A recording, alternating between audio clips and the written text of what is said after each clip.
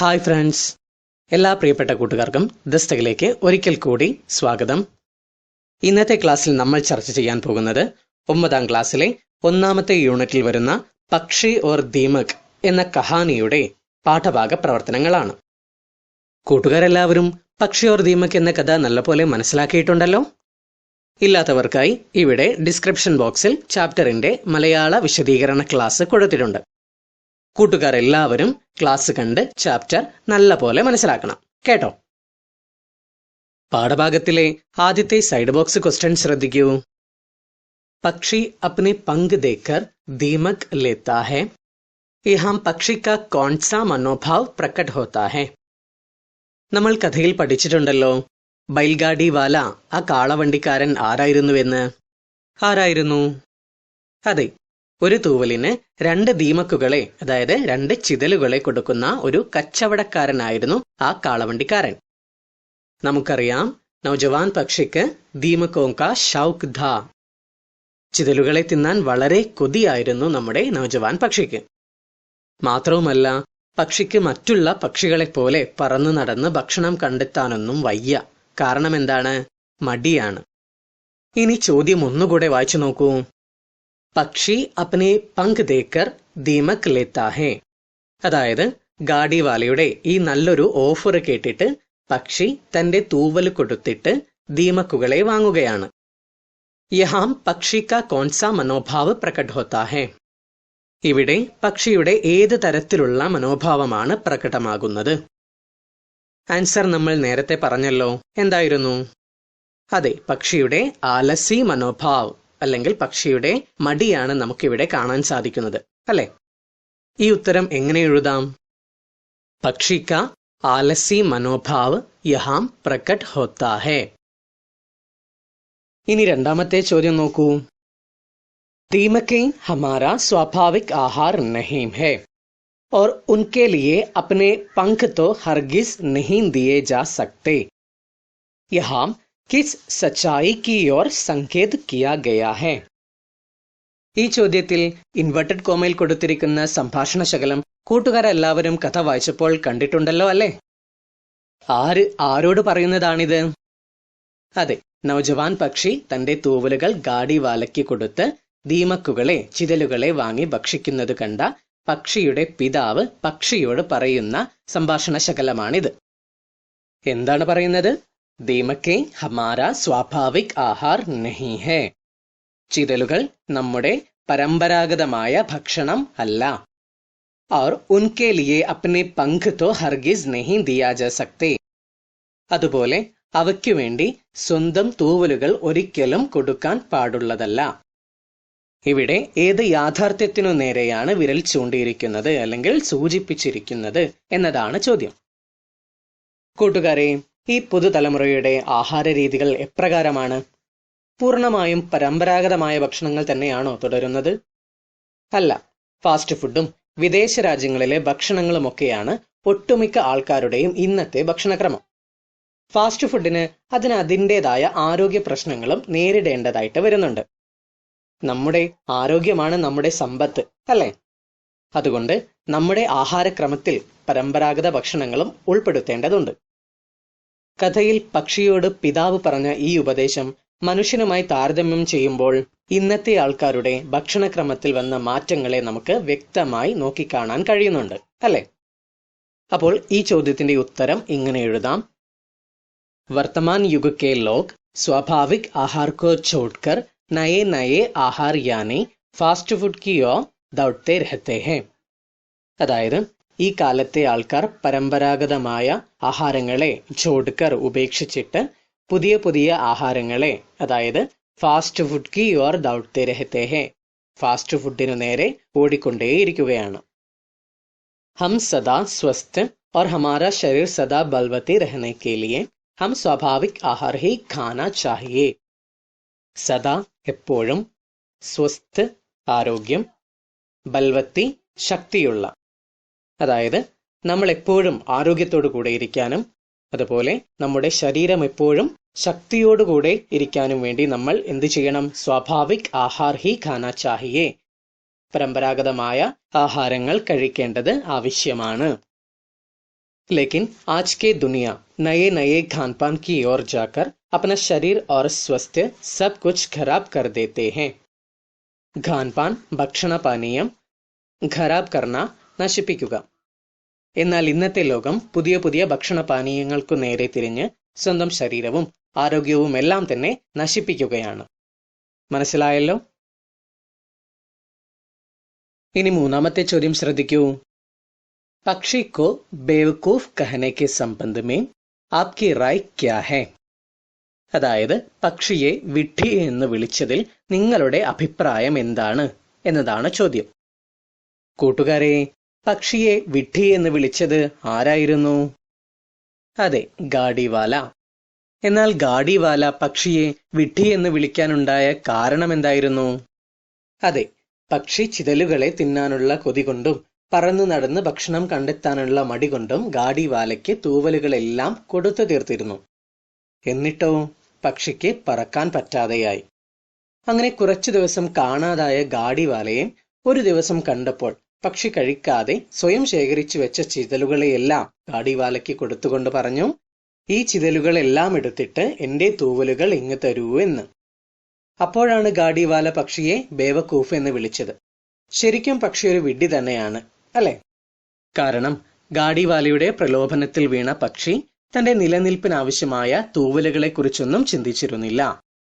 അതുപോലെ പക്ഷി തന്റെ പിതാവിന്റെ ഉപദേശം പോലും സ്വീകരിച്ചിരുന്നില്ല. അതുകൊണ്ട് എന്തായി? പക്ഷിക്ക് എല്ലാം നഷ്ടപ്പെട്ടു. ഇതെല്ലാം എന്ത് കാരണത്താലാണ്? അതെ, പക്ഷിയുടെ വിഡ്ഢിത്തരം കൊണ്ട് തന്നെയാണ്. ഇനി ഈ ഉത്തരം എങ്ങനെ നമുക്ക് ഹിന്ദിയിൽ എഴുതാം? പക്ഷിനെ യഹാം अपना पंख अर्थात अस्तित्व पूरा नष्ट कर दिया है. അസ്തിത്വ നിലനിൽപ്പ്. പക്ഷി ഇവിടെ തന്റെ തൂവലുകൾ, അതായത് തന്റെ അസ്തിത്വ, അതായത് തന്റെ നിലനിൽപ്പ് പൂർണ്ണമായും നഷ്ടപ്പെടുത്തിയിരിക്കുകയാണ്. वो प्रलोभन में फंसकर बड़ों की बात ना सुनकर अपनी इच्छा के पीछे दौड़ रही थी. പ്രലോഭൻ, പ്രലോഭനം, ഫസ്കർ കുടുങ്ങിയിട്ട്, ഇച്ഛ ആഗ്രഹം. അത് പ്രലോഭനത്തിൽ കുടുങ്ങിയിട്ട് മുതിർന്നവർ പറയുന്ന കാര്യങ്ങളൊന്നും കേൾക്കാതെ തന്റെ ആഗ്രഹത്തിനു പിന്നാലെ ഓടിക്കൊണ്ടിരിക്കുകയായിരുന്നു. അബ് സബ് കുച്ച് ഖോ ഗയേ ഹേ. പക്ഷിക്ക് ഇപ്പോഴെല്ലാം തന്നെ നഷ്ടപ്പെട്ടിരിക്കുകയാണ്. ജോ നഷ്ട ഹുയി ഹേ വോ വാപസ് നഹി ആയേഗ. എന്താണോ നഷ്ടപ്പെട്ടിരിക്കുന്നത് അതൊരിക്കലും തിരിച്ചു വരില്ല. എന്താണ് ഇവിടെ പക്ഷിക്ക് നഷ്ടപ്പെട്ടത്? അതെ, തന്റെ അസ്തിത്വം, അല്ലെ, തന്റെ നിലനിൽപ്പ്. യേ പക്ഷി കാ ബേവകൂഫി കാ പരിണാം ഹേ. ഇത് പക്ഷിയുടെ വിഡ്ഢിത്തത്തിന്റെ ഫലമാണ്. കൂട്ടുകാർക്ക് എല്ലാവർക്കും മനസ്സിലായിട്ടുണ്ടല്ലോ?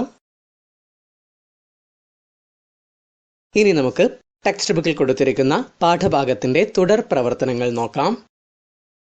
ആദ്യത്തെ പ്രവർത്തനം ശ്രദ്ധിക്കൂ. നമൂനെ കെ അനുസാർ കഹാനി സെ പ്രസംഗോ കോ ചുൻകർ ലിഖേം. നമൂന മാതൃക അല്ലെങ്കിൽ മോഡൽ, പ്രസംഗ് സന്ദർഭം. അതായത് മാതൃകയനുസരിച്ച് കഥയിലെ സന്ദർഭങ്ങളെ തിരഞ്ഞെടുത്ത് എഴുതാം. താഴെ 2 കോളം കൊടുത്തിട്ടുണ്ടല്ലോ. ഒന്നാമത്തെ കോളത്തിന്റെ ഹെഡിങ് എന്താണ്? വ്യവഹാർ. വ്യവഹാർ എന്ന് പറഞ്ഞാൽ സ്വഭാവം, പെരുമാറ്റം എന്ന അർത്ഥമാണുള്ളത്. രണ്ടാമത്തെ കോളത്തിന്റെ ഹെഡിങ് എന്താണ്? പ്രസംഗ്, സന്ദർഭം. ഒന്നാമത്തെ കോളത്തിൽ നമ്മുടെ കഥയിലെ നൗജവാൻ പക്ഷിയുടെ ഓരോ സ്വഭാവങ്ങളെയാണ് ഇവിടെ പോയിന്റുകളാക്കിയിട്ട് തന്നിരിക്കുന്നത്.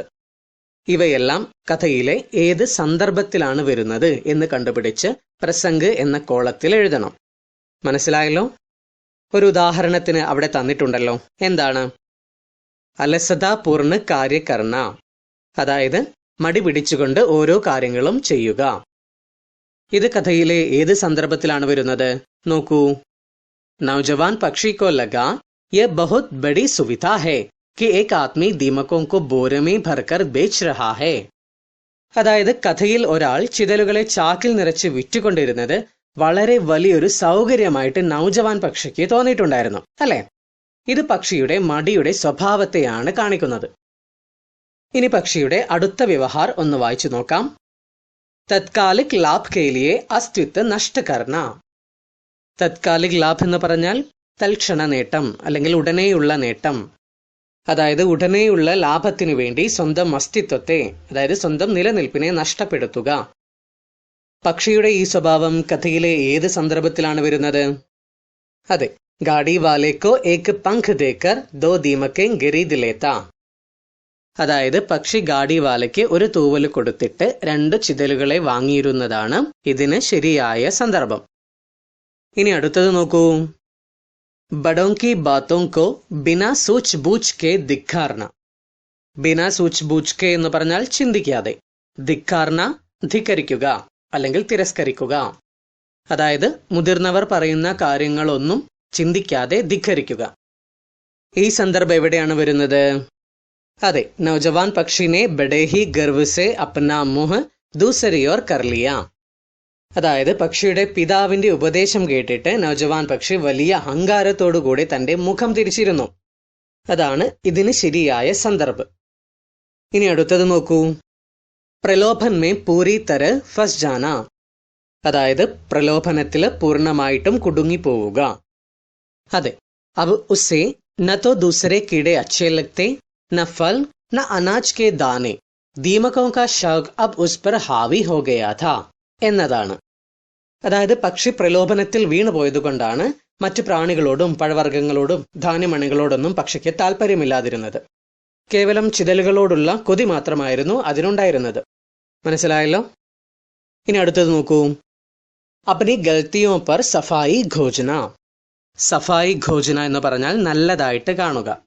അതായത് പക്ഷിക്ക് പറക്കാൻ പറ്റാതെ വന്നപ്പോൾ തന്റെ തെറ്റുകൾ ഏറെക്കുറെ മനസ്സിലായി. പക്ഷെ എന്നിട്ടും ആ തെറ്റിൽ നല്ലത് കണ്ട് സ്വയം ആശ്വാസം കണ്ടെത്തിയിരുന്നു. അത് ഏത് സന്ദർഭത്തിലായിരുന്നു? അതെ, ഉസ്നെ സോച്ചാ കി ആസ്മാൻ മേ ഉഡ്നാ ഹി ഫിസൂൽ ഹെ വോ മൂർഖോं का काम है. അതായത് ആകാശത്ത് പറക്കുന്നത് വെറുതെയാണ്, അത് വിഡ്ഢികളുടെ പണിയാണ് എന്നെല്ലാമായിരുന്നു അത് ചിന്തിച്ചിരുന്നത്. ഇനി അടുത്തത് നോക്കൂ. ഖോയെ ഹുവേ അസ്തിത്വക്കോ ഫിർ സെ പാനെ കി കോശിഷ് കർന. അതായത് നഷ്ടപ്പെട്ട അസ്തിത്വം വീണ്ടും തിരിച്ചു പിടിക്കാനുള്ള ശ്രമം നടത്തുക. ഏത് സന്ദർഭമാണ്? അതെ, വോ ഖൂബ് മെഹനത് സെ ജമീൻ മേ സെ ദീമക്കെ ചുൻ ചുൻകർ ഖാനെ കെ ബജായ് ഉനെ ഇക്കട്ട കർണേ ലഗ എന്നതാണ്. അതായത് പക്ഷി വളരെ കഷ്ടപ്പെട്ട് നിലത്തു നിന്നും ചിതലുകളെയെല്ലാം കൊത്തിയെടുത്ത് സ്വയം കഴിക്കാതെ അതിനെ ശേഖരിച്ചു വച്ചിരുന്നു. പക്ഷി സ്വന്തം നിലനിൽപ്പ് വീണ്ടെടുക്കാനാണ് ഇങ്ങനെ ചെയ്തിരുന്നത്, അല്ലേ? അപ്പോൾ നമുക്ക് ഈ സന്ദർഭം ശരിയായിട്ട് എഴുതാം. ഇനി അവസാനത്തേത് നോക്കൂ. ധോക്കെ ഭാജി കോ പഹചാൻ കർ നിരാശ ഹോന. അതായത് പക്ഷി സ്വയം ചതി തിരിച്ചറിഞ്ഞിട്ട് നിരാശയാവുക. ഇത് വരുന്ന പ്രസംഗം ഏതായിരിക്കാം? അതെ, ഗാഡി വാല ചലാ ഗയ പക്ഷി ചട്പടാക്ക രഹ് ഗയ. ചിതലുകൾക്ക് പകരം തൂവലുകൾ തരാൻ കഴിയില്ല എന്ന് ഗാഡിവാല പറഞ്ഞപ്പോഴാണ് തന്റെ വിഡ്ഢിത്തരം പക്ഷിക്ക് മനസ്സിലാവുന്നത്. ഗാഡിവാല അവിടെ നിന്നും പോയപ്പോൾ പിടഞ്ഞ് നിരാശനായി നിൽക്കുകയായിരുന്നു പക്ഷി, അല്ലേ? അപ്പോൾ നമുക്ക് ഈ വ്യവഹാരത്തിന് യോജിച്ച സന്ദർഭമായിട്ട് ഇത് എഴുതാം. കൂട്ടുകാർക്ക് എല്ലാവർക്കും ഈ പ്രവർത്തനം എങ്ങനെയാണ് ചെയ്തതെന്ന് മനസ്സിലായിട്ടുണ്ടല്ലോ.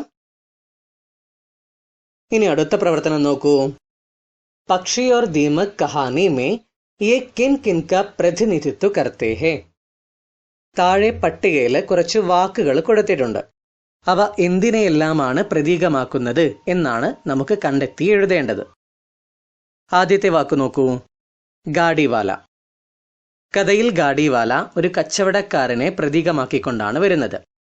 കച്ചവടക്കാരനെ ഹിന്ദിയിൽ വ്യാപാരി എന്നാണ് പറയുക. അപ്പോൾ നമുക്ക് ആ കോളത്തിൽ എന്തെഴുതാം? വ്യാപാരി എന്നെഴുതാം. അടുത്തത് നോക്കൂ. പക്ഷി. പക്ഷി ഇവിടെ യുവാക്കളെ പ്രതിനിധീകരിക്കുകയാണ്, അതായത് നൗജവാൻ. അടുത്തതേതാണ്? ദീമക്. ചിതലുകൾ ഇവിടെ വ്യാപാരികളുടെ പ്രലോഭനങ്ങൾ അല്ലെങ്കിൽ ഓഫറുകളെയാണ് പ്രതീകമാക്കുന്നത്. അടുത്ത പങ്ക് എന്തിനെയാണ് പ്രതീകമാക്കുന്നത്? അതെ, അസ്തിത്വ, അതായത് നിലനിൽപ്പിനെ. അടുത്തത് ബില്ലിയാണ്, അല്ലെ? ബില്ലി ഇവിടെ നിസ്സഹായരായി നിൽക്കുന്നവരെ ചൂഷണം ചെയ്യുന്നവരെ പോലെയാണ് നിൽക്കുന്നത്, അതായത് ശോഷക്. കൂട്ടുകാർക്ക് എല്ലാവർക്കും മനസ്സിലായല്ലോ. ഇനി അടുത്ത പ്രവർത്തനം ശ്രദ്ധിക്കൂ. आज के जमाने में पक्षी और दीमक कहानी की प्रासंगिकता कहां तक है, चर्चा करके टिप्पणी लिखें. ഇന്നത്തെ കാലത്ത് പക്ഷി ഓർ ദീമക് എന്ന കഥ എത്രത്തോളം പ്രാസംഗികാണ്, അതായത് എത്രത്തോളം പ്രസക്തമാണ്. ചർച്ച കർക്കെ ടിപ്പണി ലിഖേ. ചർച്ച ചെയ്തുകൊണ്ട് കുറിപ്പ് തയ്യാറാക്കാം. കൂട്ടുകാരെല്ലാവരും ക്ലാസ് കണ്ട് കഥ നല്ല പോലെ മനസ്സിലാക്കിയിട്ടുണ്ട്. അതുകൊണ്ട് തന്നെ എല്ലാവർക്കും അറിയാം ഈ കഥ ഇന്നത്തെ കാലത്തിന്റെ സാഹചര്യങ്ങൾ വെച്ച് നോക്കുകയാണെങ്കിൽ വളരെ റെലവന്റ് ആണ് എന്ന്. ടിപ്പണി എഴുതുമ്പോൾ ഒരു ഹെഡിങ് ആവശ്യമാണ്. ഇവിടെ നമുക്ക് പക്ഷി ഓർ ദീമക് കഹാനി കി പ്രാസംഗികത എന്ന ഹെഡിങ് കൊടുക്കാം. കൂട്ടുകാരെ, ഇനി എല്ലാവരും ടിപ്പണി ശ്രദ്ധിക്കൂ. गजानन माधव मुक्तिबोध द्वारा लिखी गई कहानी പക്ഷി और दीमक വർത്തമാൻ യുഗ में बिल्कुल प्रासंगिक है. അതായത് മുക്തിബോധിജി എഴുതിയിരിക്കുന്ന കഥയായ പക്ഷി ഓർ ദീമക് ഇന്നത്തെ യുഗത്തിൽ വെച്ച് നോക്കുകയാണെങ്കിൽ വളരെ പ്രസക്തമാണ്. കഹാനി में പക്ഷി നൗജവാനോं के प्रतीक है. കഥയിലെ പ്രധാന കഥാപാത്രമായ പക്ഷി ഇന്നത്തെ യുവാക്കളെ പ്രതിനിധീകരിക്കുകയാണ് ചെയ്യുന്നത്. जिस प्रकार पक्षी तत्कालिक लाभ पाने के लिए प्रलोभन में गिरकर अपने अस्तित्व नष्ट कर देती है, उसी प्रकार वर्तमान युग में नौजवान बिना सोच विचार करके सामने आए हर प्रलोभनों में गिर जाते रहते हैं. बिना सोच विचार करके എന്ന് പറഞ്ഞാൽ ഒന്നും ചിന്തിക്കാതെ. കഥയിൽ എപ്രകാരമാണോ പക്ഷി ഉടനെയുള്ള അല്ലെങ്കിൽ പെട്ടെന്നുള്ള നേട്ടത്തിനു വേണ്ടി പ്രലോഭനങ്ങളിലെല്ലാം വീണ് സ്വന്തം അസ്തിത്വം അല്ലെങ്കിൽ സ്വന്തം നിലനിൽപ്പ് നഷ്ടപ്പെടുത്തുന്നത്, അതുപോലെ തന്നെയാണ് ഇന്നത്തെ കാലത്തെ യുവാക്കളും. അവർ ബിനാ സോച്ച് വിചാർ കർക്കെ, അതായത് ഒന്നും ചിന്തിക്കാതെ തന്റെ മുന്നിലേക്ക് വരുന്ന എല്ലാ ഓഫറുകളിലും അല്ലെങ്കിൽ എല്ലാ പ്രലോഭനങ്ങളിലും എന്താണ് വീണുകൊണ്ടേയിരിക്കുകയാണ്. आजकल के नौजवानों के आलसीपूर्ण व्यवहार के कारण विज्ञापन जैसे प्रलोभनों में वे खुद फंस जाते हैं और खुद धोखेबाजी का शिकार बनते हैं. ആലസീപൂർണ്ണ വ്യവഹാർ എന്ന് പറഞ്ഞാൽ മടി നിറഞ്ഞ സ്വഭാവം. വിഖ്യാപൻ പരസ്യം. ധോക്കേബാജി ചതി അല്ലെങ്കിൽ വഞ്ചന. ശിക്കാർ ഇര. അതായത് ഇന്നത്തെ യുവാക്കളുടെ മടി നിറഞ്ഞ സ്വഭാവം കാരണം പരസ്യങ്ങൾ പോലുള്ള പ്രലോഭനങ്ങളിൽ അവർ സ്വയം വീണു പോവുകയാണ്. അതുപോലെ തന്നെ വേ ഖുദ് ധോക്കേബാജി കാ ശിക്കാർ ബൻതേ ഹേ, അവർ സ്വയം ചതിയുടെ അല്ലെങ്കിൽ വഞ്ചനയുടെ ഇരകളായി മാറുകയാണ്. ആഖിർ അപ്നെ ഗൽത്തി സമജ്കർ വേ നിരാശ് ഹോ ജാത്തേ ഹേ, എല്ലാം കഴിഞ്ഞ് അവസാനം തങ്ങളുടെ തെറ്റ് മനസ്സിലാക്കിയിട്ട് അവർ നിരാശപ്പെടുകയാണ് ചെയ്യുന്നത്. കഹാനി മേം പക്ഷി അപ്നെ പിതാ കെ ബാത്തോं को सुनता ही नहीं है. കഥയിലെ പക്ഷി തന്റെ പിതാവ് പറയുന്ന കാര്യങ്ങളൊന്നും കേട്ടിരുന്നില്ല. आज के नौजवान भी बड़ों के सलाहों को छोड़ देते हैं. അതുപോലെ തന്നെ ഇന്നത്തെ യുവാക്കളും മുതിർന്നവർ പറയുന്ന ഉപദേശങ്ങളെയെല്ലാം തള്ളിക്കളയുകയാണ് ചെയ്യുന്നത്. जीवन में आए ऐसे बदलावों में हमारे पारंपरिक संस्कृति भी कहीं दूर हो जाते हैं. ബദലാവ് മാറ്റങ്ങൾ, അതായത് ജീവിതത്തിൽ വരുന്ന ഇങ്ങനെയുള്ള മാറ്റങ്ങൾ കാരണം നമ്മുടെ പരമ്പരാഗത സംസ്കാരം തന്നെ വേറിട്ട് പോവുകയാണ്. हमारे तबीयत के खिलाफ में आए खान पान की ओर एक झलक भी कहानी में देखने को मिलते हैं. തബീയത്ത് ആരോഗ്യം, ഖിലാഫ് പ്രതികൂലമായി, അതായത് നമ്മുടെ ആരോഗ്യത്തിന് പ്രതികൂലമായി വരുന്ന ഇന്നത്തെ ഖാൻപാൻ, അതായത് ഇന്നത്തെ ഭക്ഷണ പാനീയങ്ങളെ കുറിച്ചുമുള്ള ഒരു പരോക്ഷ വീക്ഷണം ഈ കഥയിലൂടെ നമുക്ക് നോക്കിക്കാണാൻ സാധിക്കുന്നുണ്ട്.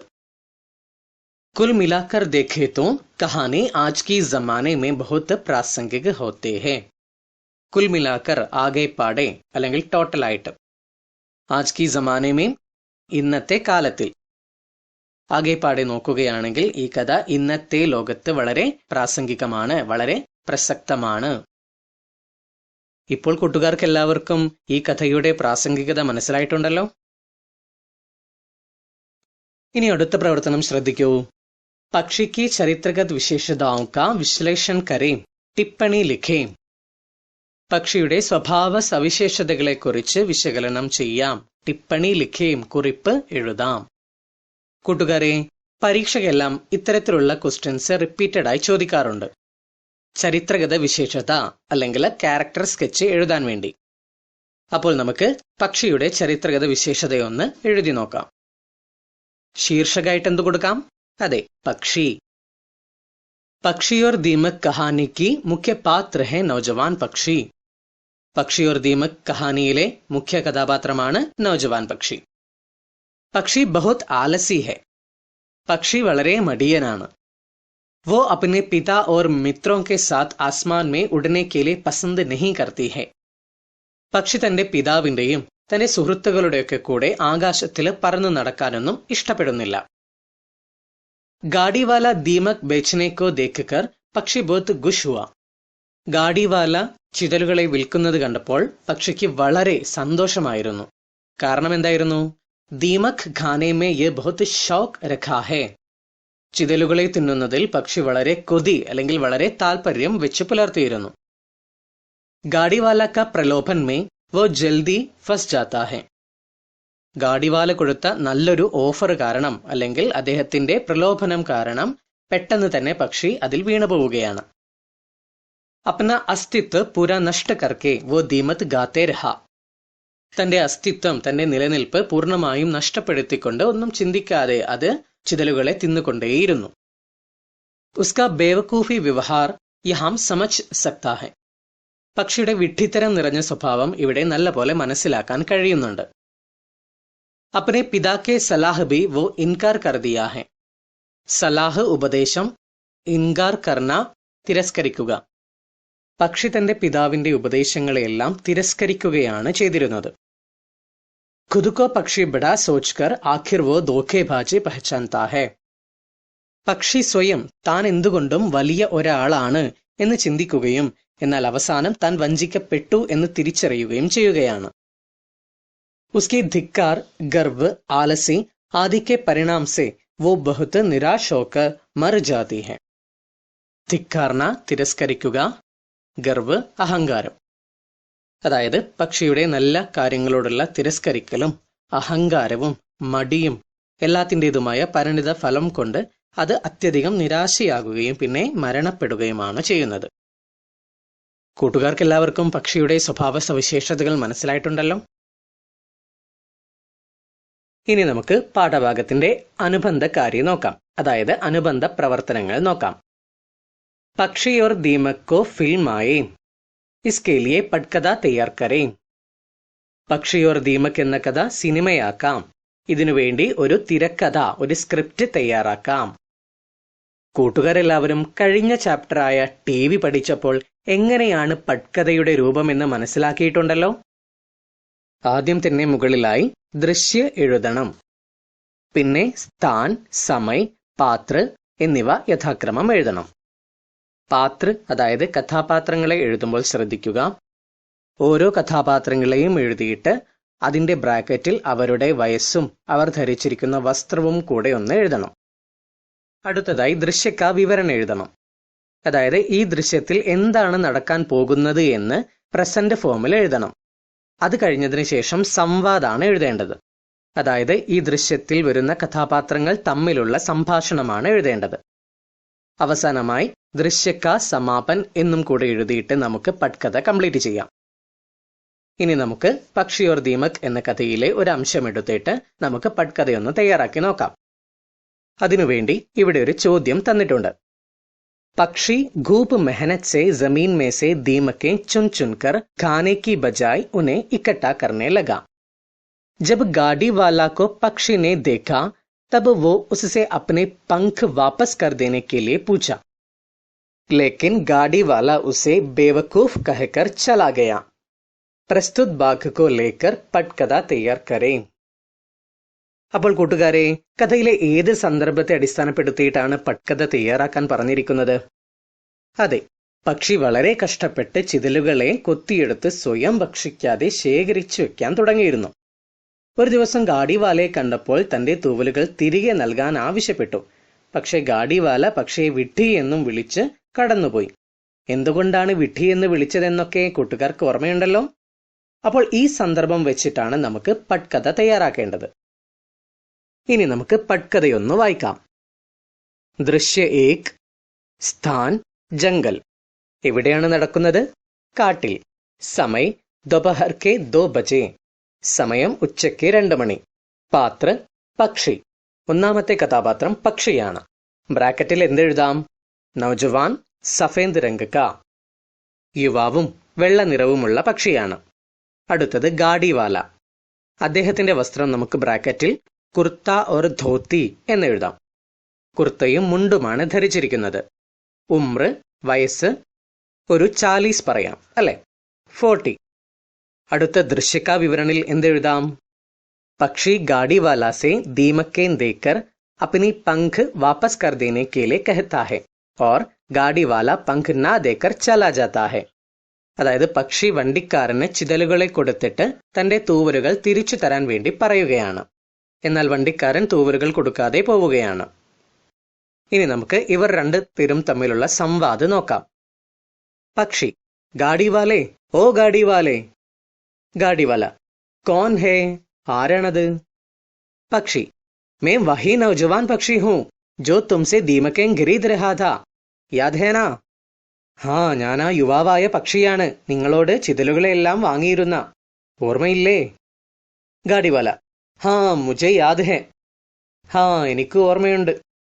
പക്ഷി, मैं कब से तुम्हारा इंतजार कर रहा था. ഞാൻ എത്ര നേരമായി നിങ്ങളെ ഇങ്ങനെ പ്രതീക്ഷിച്ചുകൊണ്ടിരിക്കുന്നു. ഗാഡിവാല, ക്യോं, तुम्हें और दीमकें चाहिए क्या? എന്താണ് കാര്യം? നിങ്ങൾക്ക് ഇനിയും ചിതലുകൾ വേണമോ? പക്ഷി, नहीं, देखो मैंने कितनी सारी दीमकें जमा कर ली है. വേണ്ട, നോക്കൂ, ഞാൻ എത്രമാത്രം ചിതലുകളെയാണ് ശേഖരിച്ചു വെച്ചിരിക്കുന്നതെന്ന്. ഗാഡിവാല, तो मैं क्या करूं? അതിന് ഞാൻ എന്തു വേണം? പക്ഷി, ये मेरी दीमकें ले लो और मेरे पंख मुझे वापस कर दो. ഈ ചിതലുകളെല്ലാം എടുത്തിട്ട് എന്റെ തൂവലുകൾ എനിക്ക് തിരിച്ചു തരൂ. ഗാഡിവാല ഹസ്കർ, ചിരിച്ചിട്ട്, बेवकूफ, मैं दीमक के बदले पंख लेता हूं, पंख के बदले दीमक नहीं.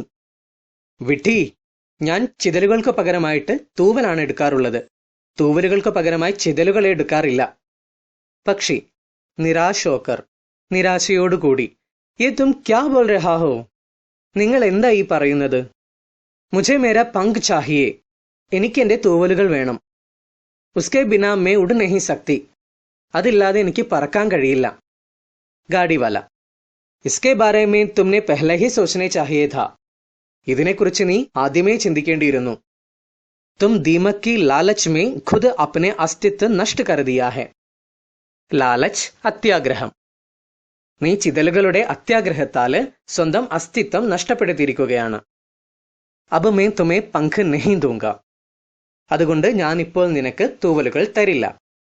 പക്ഷി, ऐसा मत कहना भाई, അങ്ങനെ പറയരുത് സഹോദര. मुझसे गलती हो गई, എനിക്കൊരു തെറ്റു പറ്റിപ്പോയി. मेरी मदद कीजिए, എന്നെ സഹായിച്ചാലും. मदद करना, സഹായിക്കുക. ഗാഡിവാല, मैं तुम्हारी मदद नहीं कर सकता, എനിക്ക് നിന്നെ സഹായിക്കാൻ കഴിയില്ല. ऐसा कहकर गाड़ीवाला चला जाता है. അങ്ങനെ പറഞ്ഞിട്ട് വണ്ടിക്കാരൻ പോവുകയാണ്. പക്ഷി ദുഃഖ് സെ, മത് ജായിയേ, മത് ജായിയേ. വളരെ ദുഃഖത്തോടുകൂടി പക്ഷി പറയുകയാണ്, പോകരുത്, പോകരുത് എന്ന്. പക്ഷി ഝട്പടാക്കർ റോനെ ലഗ, പക്ഷി പിടഞ്ഞുകൊണ്ട് കരയാൻ തുടങ്ങി. ഇതോടുകൂടി ഗാഡിവാലയും പക്ഷിയും തമ്മിലുള്ള സംഭാഷണം അവസാനിച്ചിരിക്കുകയാണ്. ഇനി അടിയിലായി ഈ സീൻ അവസാനിച്ചു എന്നെഴുതണം, അതായത് ദൃശ്യക സമാപൻ. അപ്പോൾ കൂട്ടുകാരെ, എങ്ങനെയാണ് പട്കഥ തയ്യാറാക്കി എഴുതേണ്ടതെന്ന് മനസ്സിലായിട്ടുണ്ടല്ലോ. ഇതുപോലെ തന്നെ കഥയുടെ മറ്റൊരു അംശം എടുത്തിട്ട് നിങ്ങളും ഇതുപോലെ ഒരു പട്കഥ തയ്യാറാക്കി എഴുതണം, കേട്ടല്ലോ. ഇനി അടുത്ത പ്രവർത്തനം എന്താണ് പറഞ്ഞിരിക്കുന്നത്? പക്ഷി और दीमक कहानी का ऑडियो सुने और अपनी आवाज में कहानी का रिकॉर्डिंग करें. കൂട്ടുകാരെ, ഇതിന് തൊട്ടടുത്തായി ഒരു QR കോഡ് നിങ്ങൾ കാണുന്നുണ്ടല്ലോ. ഈ QR കോഡ് നിങ്ങൾ സ്കാൻ ചെയ്യുകയാണെങ്കിൽ നിങ്ങൾക്ക് ഈ കഥയുടെ വോയിസ് നല്ലപോലെ കേൾക്കാൻ സാധിക്കുന്നതാണ്. ഇനി നിങ്ങളോട് പറഞ്ഞിരിക്കുന്ന പ്രവർത്തനം എന്തെന്നാൽ, ഈ വോയിസ് കേട്ട് ഇതുപോലെ നിങ്ങളും ശരിയായ ഉച്ചാരണത്തോടു കൂടിയും അർത്ഥം മനസ്സിലാക്കിയും വായിച്ച് മൊബൈലിൽ റെക്കോർഡ് ചെയ്യാൻ വേണ്ടിയാണ്. അപ്പോൾ എല്ലാ കൂട്ടുകാരും ഈ പ്രവൃത്തിയും ചെയ്യുമല്ലോ.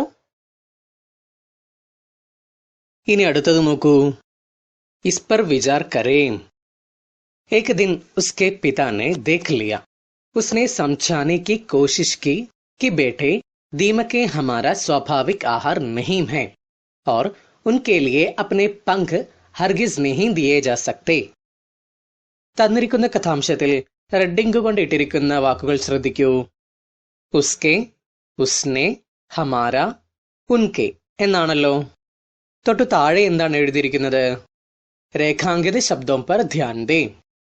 അടിവരയിട്ട വാക്കുകളെ ശ്രദ്ധിക്കാം. ഇനി എന്താണ് താഴെ എഴുതിയിരിക്കുന്നത്? യേ ശബ്ദ കേസെ ബനെ ഹൈ. നമ്മൾ വായിച്ച വാക്കുകൾ എങ്ങനെയാണ് ഉണ്ടായത്? ക്യാ ഇൻകാ വിഭാജൻ സംഭവ് ഹേ? തോ കൈസേ? ഇവയെ വിഭജിക്കാൻ സാധിക്കുമോ? അങ്ങനെയെങ്കിൽ എങ്ങനെയാണ് എന്നതാണ് ഇവിടെ ചോദ്യമായിട്ട് വന്നിരിക്കുന്നത്. സർവനാമത്തിന്റെ കൂടെ വിഭക്തി പ്രത്യയങ്ങൾ അല്ലെങ്കിൽ പരസർഗങ്ങൾ ചേരുമ്പോഴാണ് ഇത്തരത്തിൽ സർവനാമങ്ങളുടെ രൂപാന്തരങ്ങൾ ഉണ്ടാകുന്നത്. ഇവിടെ തന്നിരിക്കുന്ന ഈ സർവനാമ രൂപാന്തരങ്ങളെ നമുക്കൊന്ന് പരിശോധിക്കാം. ആദ്യത്തേത് നോക്കൂ, ഉസ്കെ. ഇതിലെ സർവനാമം ഏതാണ്? വോ. കെ എന്നതാണ് ഇതിലെ വിഭക്തി പ്രത്യയം. അപ്പോൾ വോ പ്ലസ് കെ, ഉസ്കെ. ഇനി അടുത്തത് നോക്കൂ, ഉസ്നെ. ഇതിലെ സർവനാമം ഏതാണ്? അതെ, വോ. ഇനി ഇതിലെ പരസർഗം ഏതാണ്? നെ എന്നതാണ്. അപ്പോൾ വോ പ്ലസ് നെ, ഉസ്നെ. നമ്മളിപ്പോൾ പറഞ്ഞ രണ്ട് പരസർഗയുക്ത വാക്കുകളിലും ഉസ് എന്നത് കോമൺ ആയിട്ട് വന്നിട്ടുണ്ട്. ഇതിൽ നിന്നും നമുക്ക് എന്ത് മനസ്സിലാക്കാം? വോ എന്ന സർവനാമത്തിന്റെ കൂടെ പരസർഗങ്ങൾ ചേരുമ്പോൾ ഉസ് എന്നായി മാറുന്നുണ്ട്. അതായത് വോ എന്ന സർവനാമം കോ, സേ, കേലിയെ, കാ, കി, മേം, പർ തുടങ്ങിയ പരസർഗങ്ങളോടുകൂടെ ചേരുമ്പോൾ യഥാക്രമം ഉസ്കോ, ഉസ്സെ, ഉസ്കേലിയെ, ഉസ്ക, ഉസ്കി, ഉസ്മേം, ഉസ്പർ എന്നിങ്ങനെയാണ് മാറുന്നത്. ഇനി അടുത്തത് നോക്കൂ, ഹമാര. ഇതിലെ സർവനാമം ഏതാണ്? അതെ, ഹം. പരസർഗമോ? കാ. ഹം പ്ലസ് കാ, ഹമാര. ഹം എന്ന സർവനാമം കാ, കെ, കി എന്നീ പരസർഗങ്ങളോടുകൂടെ ചേരുമ്പോൾ യഥാക്രമം ഹമാര, ഹമാരെ, ഹമാരി എന്നിങ്ങനെയും മറ്റുള്ള പരസർഗങ്ങളോടുകൂടെ ചേരുമ്പോൾ ഹംകോ അല്ലെങ്കിൽ ഹമേം, ഹംസെ, ഹമാരേലിയെ, ഹമമേം, ഹംപർ എന്നിങ്ങനെയാണ് ആവുന്നത്. ഇനി അടുത്തത് നോക്കൂ, ഉൻകെ. ഇതിലെ സർവനാമം ഏതാണ്? അതെ, വേ. പരസർഗ ഏതാണ്? അതെ, കെ. വേ പ്ലസ് കെ, ഉൻകെ. വേ എന്ന സർവനാമത്തിന്റെ കൂടെ പരസർഗങ്ങൾ ചേരുമ്പോൾ ഉൻ എന്നായി മാറുന്നുണ്ട്. അതായത് ഉൻകോ, ഉൻസെ, ഉൻകേലിയെ, ഉൻക, ഉൻകി, ഉൻമേം, ഉൻപർ എന്നിങ്ങനെ. അപ്പോൾ എങ്ങനെയാണ് സർവനാമ രൂപാന്തരങ്ങൾ അല്ലെങ്കിൽ പരസർഗയുക്ത വാക്കുകൾ ഉണ്ടാകുന്നതെന്ന് മനസ്സിലായിട്ടുണ്ടല്ലോ.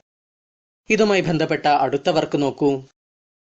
പൂരി ഇക്കായി സെ ഏക് ബാർ ഓർ ഗുസറെ, ഐസെ പരസർഗയുക്ത സർവനാമ കോ പഹചാനെ. നമ്മൾ പഠിച്ച കഥയിലും ഇത്തരത്തിലുള്ള പരസർഗയുക്ത വാക്കുകൾ ഉണ്ടാകും അല്ലേ? അതെല്ലാം കണ്ടുപിടിച്ച് നമുക്കൊന്ന് താഴെ എഴുതി നോക്കാം. ഒന്നാമത്തെ കോളത്തിൽ സർവനാമത്തിന്റെ കൂടെ പരസർഗുള്ള വാക്കുകളാണുള്ളത്. രണ്ടാമത്തെ കോളത്തിൽ ആ വാക്കിലെ സർവനാമവും മൂന്നാമത്തെ കോളത്തിൽ അതിന്റെ പരസർഗവുമാണുള്ളത്. കൂട്ടുകാരെ, നമുക്കൊന്ന് വായിക്കാം. ഉൻകി, വേ പ്ലസ് കി. ഉൻഹേ അല്ലെങ്കിൽ ഉൻകോ, വേ പ്ലസ് കോ. ഉസ്മേം, വോ പ്ലസ് മേം. ജിനേം, ജോ बहुवचन प्लस को. उनके लिए, वे प्लस के लिए. उस पर, वो प्लस पर. उसका, वो प्लस का. उसे, वो प्लस को. उसकी, वो प्लस की. तुम्हारा, तुम प्लस का. मैंने, मैं प्लस ने. मेरी, मैं प्लस की. മേരെ, മേം പ്ലസ് കെ. മുझे അല്ലെങ്കിൽ മുജ്കോ, മേം പ്ലസ് കോ. കൂട്ടുകാരെ, പരീക്ഷയ്ക്ക് ഇപ്രകാരം സർവനാമവും പരസർഗവും ആഡ് ചെയ്യാനും അതുപോലെ പരസർഗയുക്ത വാക്കുകളെ പിരിച്ചെഴുതാനുമെല്ലാം ചോദിക്കാറുണ്ട്. അപ്പോൾ ഇത്തരത്തിൽ കൂടുതൽ വാക്കുകൾ കണ്ടെത്തി പഠിക്കുമല്ലോ. എല്ലാ കൂട്ടുകാർക്കും ഈ ക്ലാസ് ഉപകാരപ്രദമായി എന്ന് വിചാരിക്കുന്നു. ഇഷ്ടപ്പെട്ടിട്ടുണ്ടെങ്കിൽ തീർച്ചയായിട്ടും ലൈക്ക് ചെയ്യുക. ക്ലാസ്സുമായി ബന്ധപ്പെട്ട നിങ്ങളുടെ സംശയങ്ങളും നിർദ്ദേശങ്ങളും നിങ്ങൾക്ക് കമന്റ് ബോക്സിൽ രേഖപ്പെടുത്താവുന്നതാണ്. ഇതുവരെയായിട്ടും ഞങ്ങളുടെ ചാനൽ സബ്സ്ക്രൈബ് ചെയ്തിട്ടില്ല എങ്കിൽ തീർച്ചയായിട്ടും സബ്സ്ക്രൈബ് ചെയ്യുക. കൂടെ ബെല്ലൈക്കൺ കൂടെ ക്ലിക്ക് ചെയ്യുകയാണെങ്കിൽ ഞങ്ങളിടുന്ന ഓരോ വീഡിയോസും നിങ്ങൾക്ക് മൊബൈലിൽ നോട്ടിഫിക്കേഷൻ ആയിട്ട് ലഭിക്കുന്നതാണ്. അപ്പോൾ കൂട്ടുകാരെ, നമുക്ക് മറ്റൊരു ക്ലാസ്സിൽ കാണാം. Thank you.